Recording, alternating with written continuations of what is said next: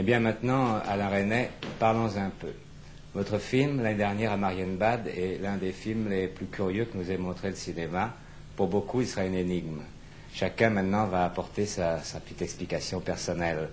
Alors, j'aimerais bien, pour éviter un maximum d'erreurs, connaître votre explication de votre film. Ah, mais moi, je n'ai pas à donner spécialement mon explication. Je ne pense pas, d'ailleurs, que le film soit une véritable énigme. Je veux dire que chaque spectateur pourra trouver sa solution. Et que cette solution sera vraisemblablement toujours une bonne solution. Mais ce qui sera caractéristique, c'est que ce ne sera pas la même solution que celle de son voisin. C'est-à-dire que ma solution n'a pas plus d'intérêt que celle de n'importe quel des spectateurs. Vous avez en somme préparé un moule et c'est au spectateur de se mettre dedans. S'il ne s'allonge pas, le film n'est pas pour lui. Exactement.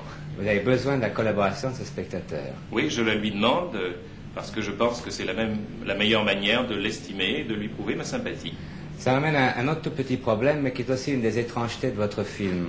À une époque où chaque fois qu'un metteur en scène corrige une virgule dans un texte, il signe son film un film 2, le vôtre est simplement, vous mettez simplement mise en scène d'Alain Resnais, alors que finalement au film on vous les attribue. Est-ce que c'est un genre, une coquetterie, ou à quoi est-ce que ça correspond cette discrétion? Je crois que c'est simplement un souci de réalisme et peut-être même de lucidité.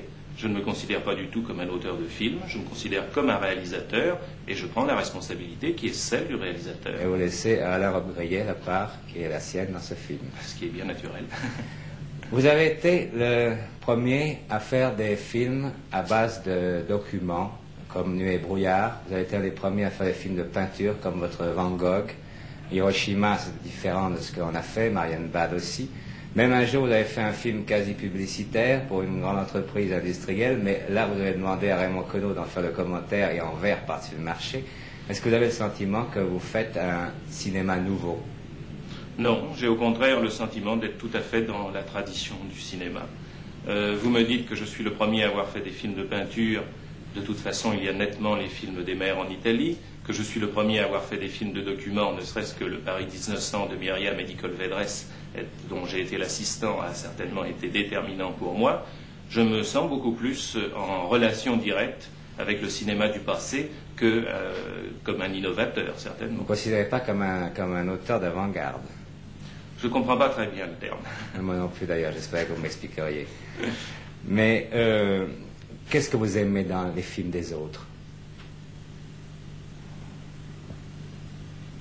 Quelles sont par exemple les qualités d'un metteur en scène que vous appréciez le plus? Est-ce que c'est sa façon de faire des films ou est-ce que c'est son caractère?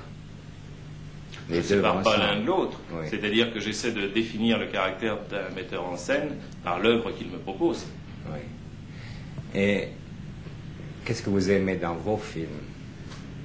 Qu'est-ce qui vous frappe chez eux? C'est à quoi vous tenez le plus dans ce que vous avez fait?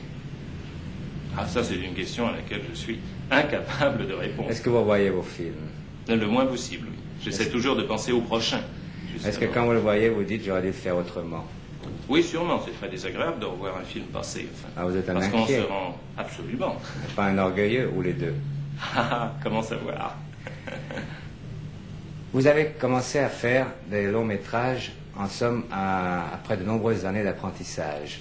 Quand vous avez commencé à faire du cinéma, c'est pas comme maintenant, où un très jeune garçon de 20 ans, 21 ans, n'hésite pas à lui confier un grand film. Vous, à votre époque, c'était absolument pas possible. Vous avez fait beaucoup de courts-métrages, excellents, qui ont même eu certains des Oscars, et une chose très bien. Mais vous auriez pu faire un grand film à ce moment-là. Je pense que même Hiroshima, il y a déjà plusieurs années que vous auriez pu faire. Est-ce que vous aviez conscience que vous preniez du retard? Est-ce que vous étiez inquiet à cause de ça? Non, pas du tout, parce que je me suis toujours considéré non pas comme un réalisateur, mais comme un monteur de films, métier que j'ai toujours d'ailleurs l'intention d'exercer. J'ai accepté des commandes quand on m'a demandé de faire certains courts-métrages. Si on m'avait commandé un long-métrage, je l'aurais fait de la même manière. Mais le problème d'avance, de retard, d'une noblesse supérieure d'un genre sur un autre ne s'est jamais posé pour moi. Mais on ne vous commandait pas de long-métrage, alors paraît-il, un metteur en scène n'est jamais un metteur en scène s'il n'a pas fait un long-métrage, je comprends qui pourra. Enfin, c'est ainsi. Vous comprenez, oui. Il y a la hantise du court-métrage. J'ai connu des jeunes metteurs en scène qui disaient, mon Dieu, j'ai déjà 34 ans et 4 mois et 12 jours et je n'ai pas encore fait de long-métrage, c'est terrible. C'est le besoin d'écrire le CID à 26 ans, quoi. Je dois dire qu'en plus, même à l'époque dont vous me parlez, il y avait une tradition qui était assez ancrée, qui était que justement si on faisait des courts-métrages, on ne pouvait pas faire des longs-métrages. Ouais. Ça, c'était une idée reçue extrêmement solide. Ouais. Comment est née l'aventure d'Hiroshima, mon amour? Ça m'a été d'ailleurs commandé justement comme un court-métrage. Et puis petit à petit, la chose s'est développée et on a abouti à un film d'1 h 30. On pourrait presque dire par hasard, mais à la base, ça ne devait pas dépasser 3/4 d'heure. Et ça devait être un film uniquement de document. Vous voyez comme la chose a évolué en chemin. Ouais. Une dernière question à la René. Est-ce que le cinéma est mort? Est-ce qu'il est vivant ou est-ce qu'il va naître? Il continue comme un fleuve.